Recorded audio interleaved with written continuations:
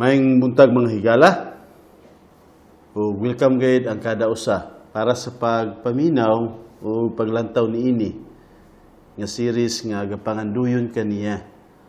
Gapanganduyon ka sa Dios ang kada usa kanato, ikaw ug ako, gapanganduyon kaniya o gusto kaniya nga iyang masuod. Ug imong masinati kung kinsa siya. Gusto kaniyang mahimong suod nga higala o pinaagi niini nga series nga atong gasundon kada semana ug atong gatan-awon kada semana, mapanalanginan kagayud ug daghan ang imong mahimbawan may tungod niini.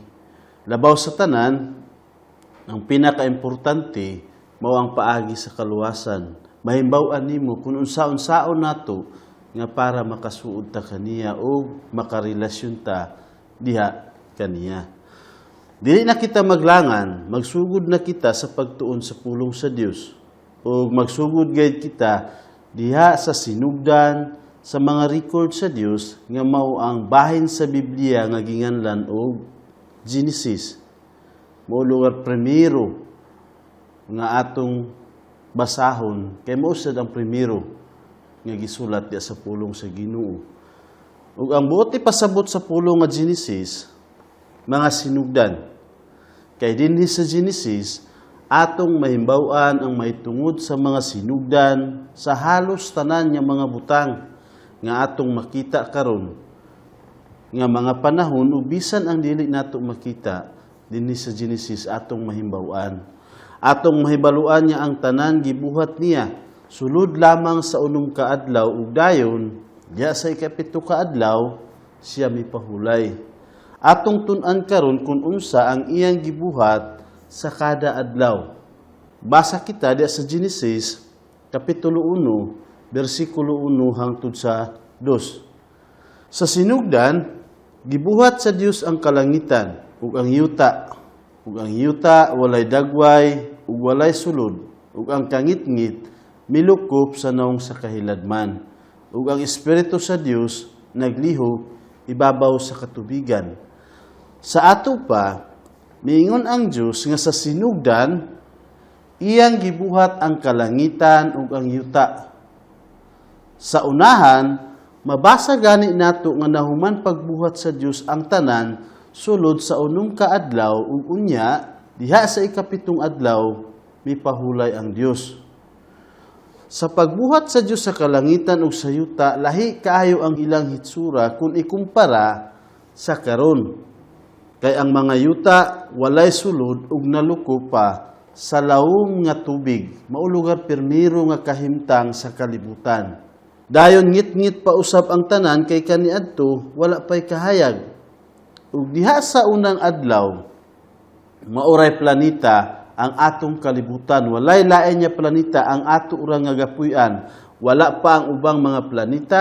Busa espesyal kaayo ang kalibutan ug dako ang plano sa Dios niini. Ang kalangitan luag pa kaay nga wanang ug dinhi sa unang adlaw sa pagpangbuhat sa Dios walay sulod niini bisag usa na lang kabituon o planeta gawas lamang sa kalibutan. Wala lagi porma. Haw ang tanan mao'y porma sa kalibutan dinhi sumala sa atong gibasa. Ug nahibaw-an usab nato dinhi niining mga bersikulo nga ang espiritu sa Dios naglihok sa ibabaw sa katubigan.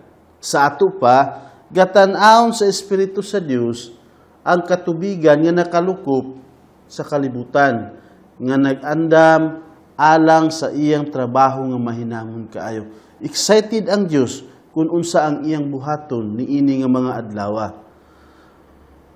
Napangutana, kinsa kaha ang espiritu sa Dios? Klaro kaayo ang gaytudlo diya sa pulong sa Dios nga Trinity ang Dios usa ato pa tulo. Mao lugar buot pasabot sa Trinity tulo. Apan klaro usab ang gaytudlo sa pulong sa Dios nga usara ang Dios. Sa ato pa gaytudlo sa pulong sa Dios nga tulo ang Dios. O gaytudlo usab niya nga usara ang Dios apan tinuod kining duha. Sa ato pa tulo ang Dios apan usara. ug kini nga kahimtang sa Dios dili gayud nato matugkad alang kanato nga mga tawo lisud kini nga sabton kay dili lagi makhaom diya sa atong mga hunahuna ug sa labutan kini nga kahimtang sa Dios. Lisod para kanato ug wala sad niya itugot nga atong matugkad ug masabot kini nga ila nga kahimtang. Mga tawo ra kita nga limitado sa kahibalo. Busa bisan kung lisod sabton kini nga kahimtang sa Dios tulo apan usa mutuo ra kita sa mga ipanudlo sa Dios kanato kay dili man mamakak ang Dios. Sa ato pa tulo ang Dios apan usa ug managsama nga Dios, ang Dios nga Amahan, ang Dios nga Anak ug ang Espiritu Santo. Managsama sila gahom tuyo ug katungod. O mupadayon pa kita sa pagbasa para atong mahimbawan ang uban pa nga nangahitabo. Diya sa Genesis Kapitulo 1, versikulo 3, taman sa 5. Ug ang Dios miingon, mutungha ang kahayag, ug diha ang kahayag. Nakita sa Dios nga ang kahayag maayo, ug gilain sa Dios ang kahayag gikan sa kangitngit, ug gitawag sa Dios ang kahayag nga adlaw, ug ang kangitngit gitawag niya nga gabii.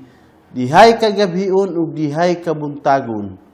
Una nga adlaw. Sa ato pa diha sa unang adlaw gipatungha sa Dios ang kahayag. Igo lang misulti ang Dios ug diretso misiga ang dakong kahayag. Ug dayon gibulag sa Dios ang kahayag ug ang kangitngit ug ginganlan niya ang kahayag ug adlaw. Ug ang kangitngit ginganlan niya gabii. Timan-in ninyo nga diha sa unang adlaw sa pagpangbuhat sa Dios wala pay adlaw ug wala pay bulan. Busa wala magikan kanila ang kahayag nga nagpahayag sa kalibutan apan mihayag pinaagi lamang sa katingalahang gahom ug pagbuot sa Dios. Wala malisudi ang Ginoo. Hinuon, mituman ug mitungha ang kahayag, sumala sa kung unsa ang iyang gusto. Dugang pa, sukad-sukad, mao kini ang una pagayad nga adlaw, ug gi-record kini sa Dios diya sa iyang pulong, aron atong mahimbaw-an ang mahitangod ni adtong adlawa. Ug kini nga adlaw, gahisgot og 24 ka oras, usa ato pa, usa ka gabii, ug usa kaadlaw. 12 ka oras nga adlaw ug 12 ka oras nga gabii. Dinhi karon sa kalibutan kung atong hunahunaon, naay mga tawo nga gaingon nga minilyo na kuno ka mga tuig ang edad sa kalibutan. Apan dili man kini tinuod. Dili gyud tinuod kay gi-record sa Dios ang mga kaliwatan diha sa iyang pulong ug tungod niini atong mahimbaw-an pinaagi sa pagkwinta sa ilang mga edad nga mga 6,000 rakapin ka mga tuig ang edad sa kalibutan. Kung gusto ka makasiguro, pwede nimo basahon para nga makasure ka ug walay pagduha-duha tuig ang pulong sa Ginoo. Ug dili man minilyon nga sama sa gisgutan sa uban nga mga tawo. Ug dili man usab ga kinahanglan ang Dios ug minilyon nga mga adlaw para lang pagbuhat kun unsa iyang gusto. Ang tanan matuman ug maanaa pinaagi sa iyang pagbuot. Mo'y kahimtang sa Dios. Busa, pagkahuman sa unang adlaw, naay kalibutan, apan ang kahimtang niini, yuta ang ilalom nga nalukop sa tubig ug nabuhat na usab ang kahayag ni adtong adlawa. Bisan wala pay adlaw ug bulan ni adto, naghayag ang kalibutan. Mao kini ang gibuhat sa Dios dinhi sa unang adlaw, ang kahayag. Ug mipadayon pa ang Dios sa pagdevelop sa kalibutan ug atong basahon kun unsay iyang gibuhat diha sa ikaduhang adlaw. Basa kita diha sa Genesis Kapitulo 1, versikulo 6, taman sa 8. Unya ang Dios miingon, mahimo ang usa ka wanang taliwala sa mga katubigan, ug bahino niini ang katubigan gikan sa katubigan. Busa gibuhat sa Dios ang wanang ug gilain niya ang katubigan nga diha sa ilalom sa wanang gikan sa katubigan nga diha sa ibabaw sa wanang. Ug nahimo kini gitawag sa Dios ang wanang nga langit, dihay kagabion ug dihay kabuntagon, ikaduha nga adlaw. Sa ato pa, dinhi sa ikaduhang adlaw, medyo lisod sabton ang gibuhat sa Dios. Pero sa mubo nga istorya, gibuhat sa Dios ang wanang ining adlaw ug iyang gibahin ang tubig nga anaa sa kalibutan. Ang uban iyang gibutang ibabaw sa kawanangan ug ang uban gibili niya diri sa kalibutan. Ug ginganlan sa Dios kini nga wanang o langit. Ang wanang o langit mao ang dapit nga atong makita ibabaw sa kalibutan. Makita nato ang kawanangan nga mao ang dapit nga diha galupad-lupad ang mga langgam ug didto ang mga gabon. Mao kini ang kawanangan. Ug kini nga tubig nga gibutang sa Dios ibabaw sa kawanangan, ganganlan nato og pandong nga tubig. Mao kini ang gibuhat sa Dios diha sa ikaduhang adlaw. Diha sa pulong sa Dios atong makita nga gahisgot ang Dios sa tulo ka langit. Ang unang langit mao ang kawanangan ug ang ikaduhang langit mao ang outer space. Usa ato pa ang dapit sa adlaw, dapit sa bulan, mga bituon ug mga planeta. Ug dayon ang ikatulong langit mao ang pinuy-anan gayud sa Dios hinuon. Ang iyang presensya lukop man sa tibuok. Naa siya sa ikatulong langit, nausab siya diri. Mo'y kahimtang sa Dios. Daghan ang atong dili masagbot, may tungod sa Dios. Apan ukira kini, kay igo ra kita mga binuhat ug limitado ang atong kahimtang. Gatudlo ang Dios kanato nga ang iyang presensya diha sa tanang dapit ug tinuod kana. Apan kita nga tawo, usara kadapit ang atong maatuan. Busa kinahanglan nga mubiya kita diha sa usa kadapit ug aya pa makaabot diha sa laing dapit. Mo'y kahimtang nato nga tawo. Apan ang Dios diha sa tanang dapit, busa siya dili kinahanglan niya mubiya ug moabot. Kay siya naa man sa tanang dapit, bisan asa naa ang Dios. Kay siya anaa man sa tanan. Nahimbawaan usab sa Dios ang tanan, usa ato pa, iya ang tanang kahibalo. Bisan ang wala pa nato mabuhat, nahimbawaan na niyang daan. Ug bisan ang wala pa mataw nga mga kaliwatan, makita na niya ug nailhan na niya pag-ayo. Wala gay nakatago sa Dios ang tanan. Nakita niya ug naklaro. Atong balikon sa paghisgot ang ikaduhang adlaw. Gibahin sa Dios ang mga tubig nga nakalukop sa kalibutan ug ang uban gibilin niya diri sa kalibutan ug ang uban gibutang niya sa ibabaw sa kawanangan ug nahimo kining pandong nga tubig didto ibabaw sa kalibutan. Ug wala pay ulan kaniadto. Miabot ang panahon nga gihulog sa Dios ang pandong nga tubig dinhi sa kalibutan. Apan atong mahimbawan ang may tungod ni ini sa unahan nato nga mga pagtuon. Ug anaay gabii, ug anaay buntag, ug mao ang ikaduhang adlaw. Kung atong mahuna-huna mga igsuon, una gibuhat sa Dios ang kahayag, karon dinhi sa ikaduhang adlaw, gibahin niya ang mga katubigan, gibutang niya ibabaw sa kawanangan, ang lain niya tubig ug ginganlan niya nga pandong nga tubig. Dini ang uban sa kalibutan. Ug sayro nato karon kun unsa na sa gibuhat niya diha sa ikatulong adlaw. Diha sa Genesis kapitulo 1 bersikulo 9 hangtod 13. Unya ang Dios miingon, matingob ang katubigan niya anaa sa ubos sa kalangitan.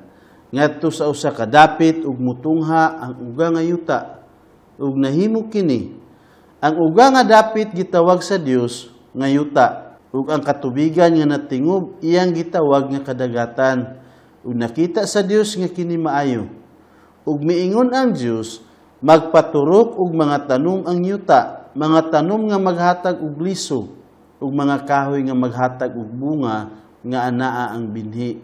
Ang matag usa sumala sa matang niini diha sa yuta, ug nahimo kini busa ang yuta nagpaturok og mga tanom nga naghatag og liso sumala sa matang niini, ug ang mga kahoy nga naghatag og bunga nga anaa ang binhi niini sumala sa mga matang niini. Ug nakita sa Dios nga kini maayo dihay kagabhion ug dihay kabuntagon ikatulo nga adlaw.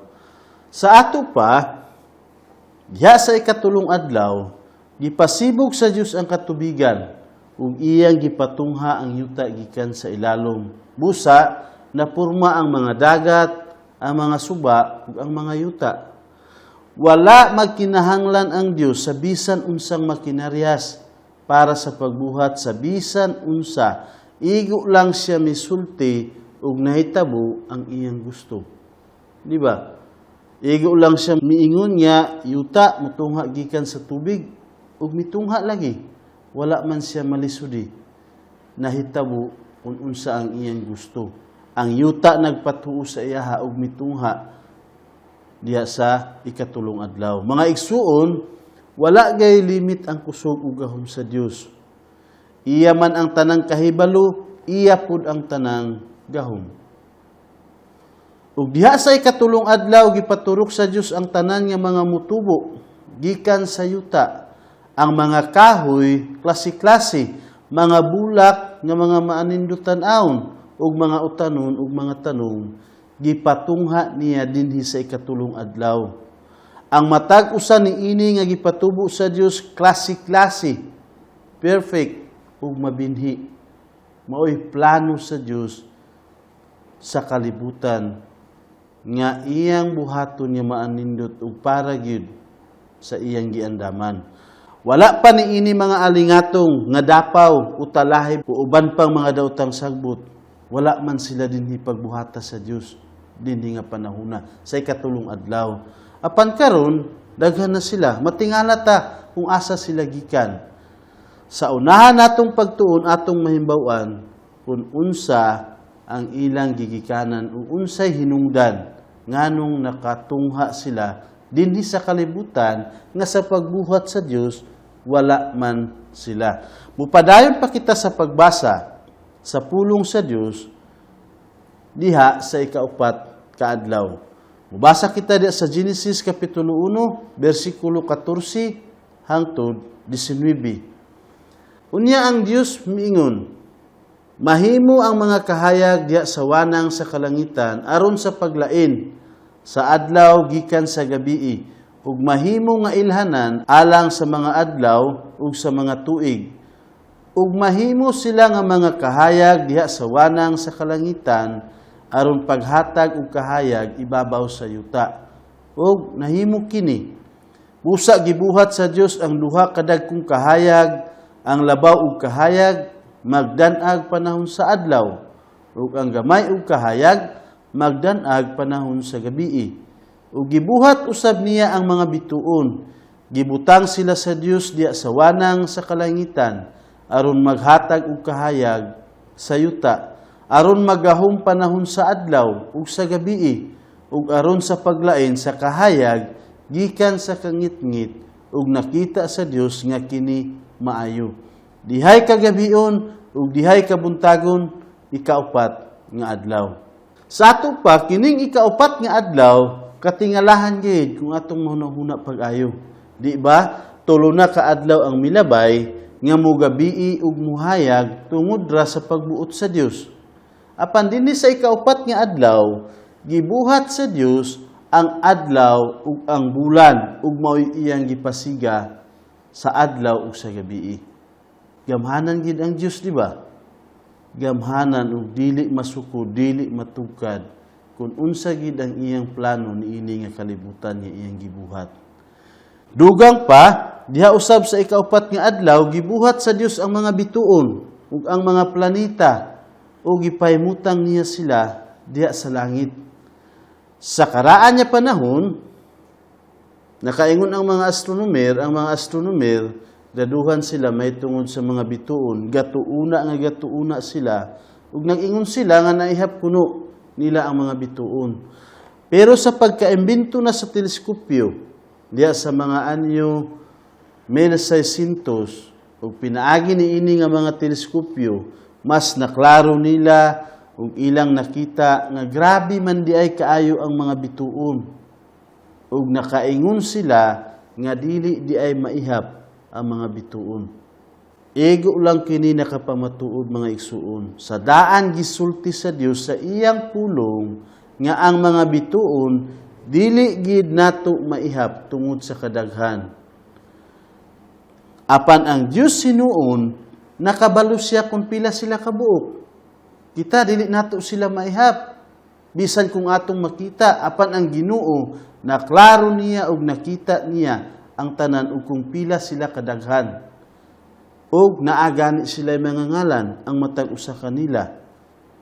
Upat na kaadlaw ang milabay ug sige i-develop sa Dios ang kalibutan.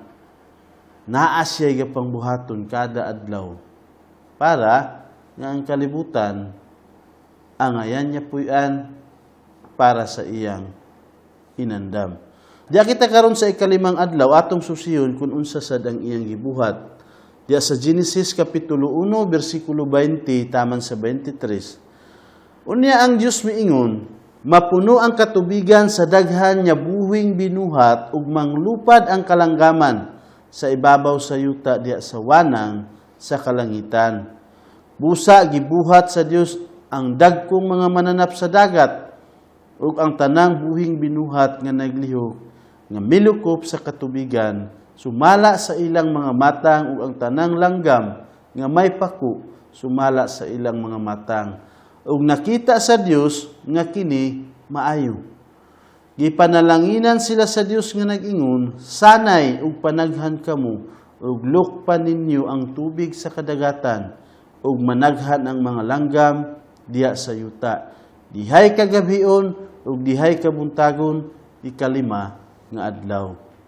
Sa ato pa, diya sa ikalimang adlaw, gibuhat sa Dios ang tanang mga isda, ug mga langgam, apil ang mga dagkong mananap sa dagat. Kini silang tanan niya mga isda ug mga langgam na anaa pinaagi lamang sa pagsulti sa Dios. Gibuhat sila sa Dios nga klase-klase, ug ang matag klase muliwat sama sa iyang klase. Ang tanan nga mga isda nabuhat pinaagi sa gahom sa Dios ug pahinumdum, ang tanan muliwat sa sama sa iyang klase. Dili man muliwat ang isa ka klase muliwat ug lain nga klase. Kaya ang pagbuhat sa Dios kanila musanay sa parehas nila nga klase. Ang budlisan mga anak ug budlisan, ang tamban mga anak ug tamban. Ug naa pagigipangbuhat sa Dios nga mga dagkong mananap sa dagat diha sa ikalimang adlaw sama sa libyatan nga atong mabasa diha sa pulong sa Dios nga gisgutan diha sa Salmo, gibuhat niya ning tanan diha sa ikalimang adlaw. Ang uban wala gani nato mga kita. Ang uban niini nga klase. Apan ang Dios nagpamatuod niini pinaagi sa iyang pulong nga gibuhat niya kining tanan diha sa ikalimang adlaw. Bisan kung wala nato makita tungod kay atong nabasa diha sa pulong sa Ginoo, kinahanglan natong tuuhan. Dayon pagkabuhat na sa tanang mga langgam ug mga isda ug mga dagkong mga mananap sa dagat, miingon ang Dios nga maayo sila ug gipanalanginan niya sila. Ang tanan niya gibuhat sa Dios maayo man, ug ang tanan niya gibuhat sa Dios iyang gipanalanginan. Atong basahon ang may tungod sa pagpangbuhat sa Dios diya sa ikaunong nga adlaw. Ug atong sayron kung unsa nasad ang lain niya gibuhat sa Dios dinhi sa ika-unong nga adlaw.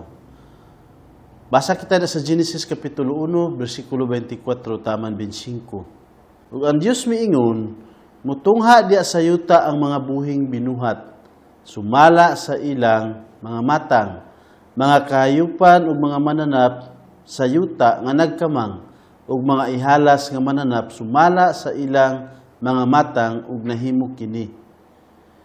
Busa gibuhat sa Dios ang mga mananap sa yuta sumala sa ilang mga matang ug kahayupan ug ang kahayupan sumala sa ilang mga matang ug ang tanang mga mananap nga nagkamang sa yuta sumala sa ilang mga matang ug nakita sa Dios nga kini maayo.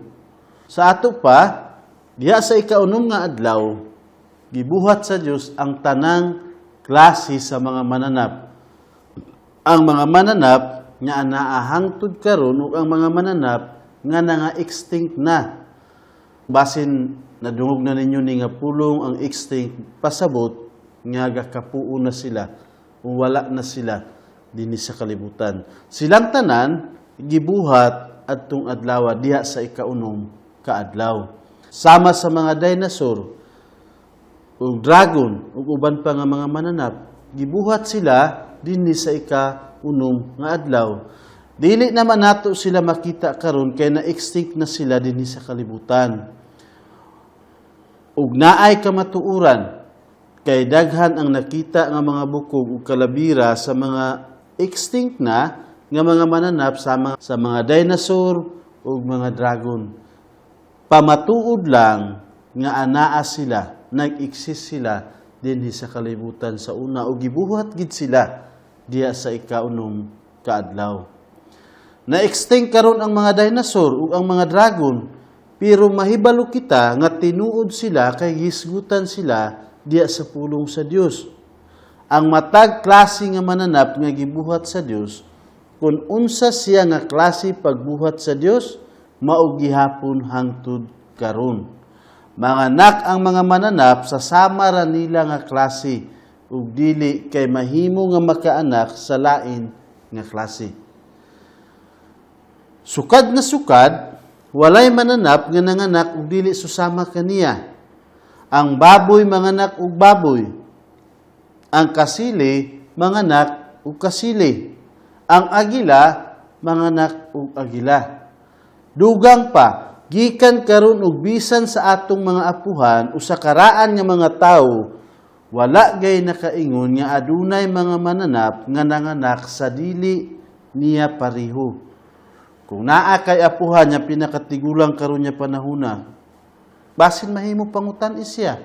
Kung naa ba siya nakita nga mananap nga nanganak ug dili niya pareho, ubisan ang pinakatigulang o sa imong apuhan, wala gid sila makakita nga naay mananap nga nanganak ug dili niya pareho.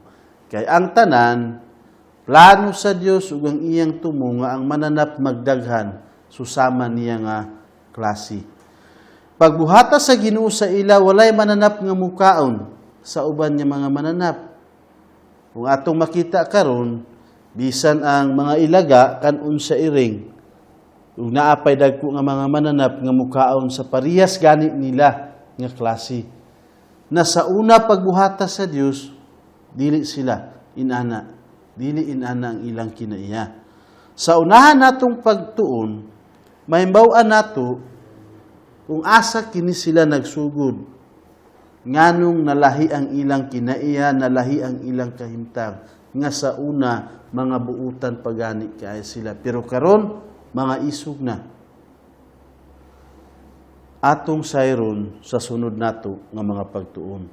Dini sa kalibutan, naay gikagubtan o kamulo gani gadibatihaan ang mahitungod sa theory of evolution. Naay ubang mga tao nga nag-ingon nga igo ra daw na buhat ang kalibutan pinaagi sa usa ka buto o Big Bang ingon nila. Ug unya na hinahinay mitungha sa kalibutan ang tanang naay kinabuhi. Pinaagi sa minilyon kuno ka mga katuigan. Una, miingon sila naa kuno'y bakterya.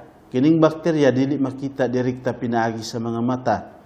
Pinaagi sa microscope, aya nato sila makita. Ug miingon ng mga tao, pinaagi kuno sa panahon nahimo kini nga bakterya nga klase-klase nga mga isda sa dagat. Unya, naay mikawas nga usa niini nga nahimong mananap sa yuta. Hangtod nga pinaagi sa panahon, dayon na anaan na puno ang tanang naay kinabuhi. Mutuo ka ba niini? Kining ilang gipanulti ug ilang gipalukop sa tibuok kalibutan. Ug unya ang mga unggoy nahimo kuno nga tawo. Ganganlan kini diha sa English nga theory of evolution. Apan mga igsuon, igo lang kini fake news, bakak ug dili kini tinuod. Kay gibuhat sa Dios ang tanang mananap, mga langga, mga isda sa dagat, ug sa iyang pagbuhat kanila, klase-klase na silang daan, ug muliwat sila sa kaugalingon ra nilang klase. Ug wala mo ingon ang Dios nga kini nga mga mananap gikan sa bakterya nga sama sa giingon sa mga tao dinhi sa kalibutan. Ug gikan sa sinugdan sa kalibutan hangtod karon, wala gay bisan usa na lang ka mga nanap nga nakadugang sa gibuhat sa Dios. Kay ngano pagbuhata sa Dios daan kumplito ug walay kulang. Usahay makapangutana ta nganong naay mga tawo nga nag-ingon nga bag-o ni natungha pero sa una ra pagbuhata sa Dios. Makakatawa gani ko usahay paghinumdom kay unsa ilang buot pasabot kulang-kulang ang Dios dili man ang Ginoo kumplito siya gahom ug nasayra niya ang umabot sa unahan, naimbaw-an niya ang tanan. Siya puno sa kahibalo ug kaalam ug nasayra niya. Busa gibuhat niya ang tanan, walay nakulang. Diha nang daan ang matag klase sa pagbuhat kanila sa Dios. Naaman sila daan. Ug gibuhat niya ang tanang mananap nga nagkamang sayuta diha sa ika-unom kaadlaw. Makapangutana ang atong hunahuna kung unsay giandaman sa Dios ni ining tanan nga iyang gipangbuhat.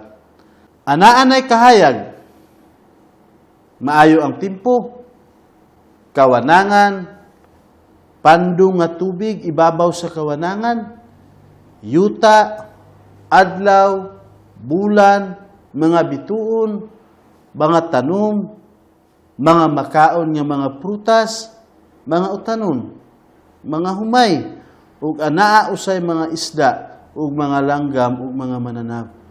Kung atong makita, sumala sa atong gihisgutan ganina nga mga bersikulo, kumplito kining tanan nga gibuhat sa Dios. Busa makapangutana lagi kita, kinsa o unsa ang iyang giandaman ni ining tanan. Kay ang Dios dili man ga kinahanglan ni ini. Dili siya ga kinahanglan og kahayag. Kay ang kangit-ngit ug kahayag managsama man para kaniya. Dili siya ga kinahanglan og mananap. Mga prutas dili man. Naay usa ka sambingay nga basin makapatin-aw kung kinsa ang giandaman ni ining tanan. Ang usa nga maayo kaayo nga gakahitabo dinhi sa kalibutan mao ang pagpangandam sa magtiayon nga gahulat sa pagkatao sa ilang anak.